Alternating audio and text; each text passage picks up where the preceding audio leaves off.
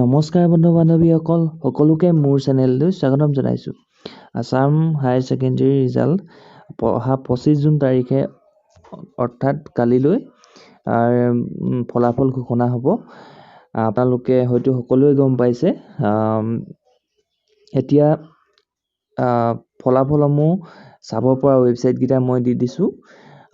www.ashec.nic.in www.assamresult.in www.schools9.com www.results6.6 www.newsnation.in www.newsstate.com www.indiaresults.com www.iresults.net www.eduassam.com www.vidyavision.com www.examtc.com www.examresults.net/assam/.com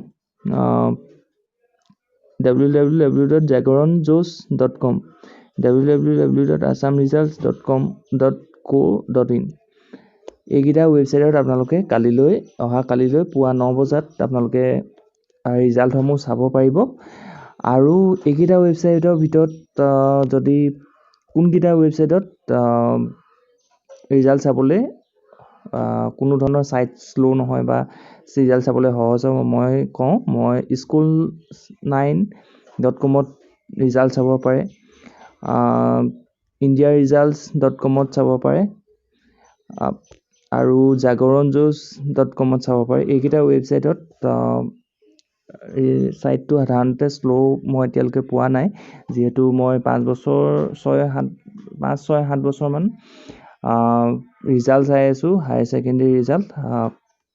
এইকেইটা ৱেবছাইটতে মই প্ৰতি বছৰে চাই আছোঁ, কোনো ধৰণৰ ছাইট শ্ল' প্ৰব্লেম নহয়। গতিকে আপোনালোকে যিয়ে ৰিজাল্ট চাব বিচাৰে এইকেইটা ৱেবছাইটত চাব পাৰিব। যিয়ে চেনেলটো মোৰ নতুনকৈ আহিছে অনুগ্ৰহ কৰি চেনেলটো ছাবস্ক্ৰাইব কৰি দিব। মই এনেকুৱা চাকৰি সংক্ৰান্তীয় বা এনেকুৱা ধৰণৰ বাতৰি মই দি থাকিম। আৰু কিবা নজনা থাকিলে কমেণ্ট কৰিব। ধন্যবাদ। জয় অসম।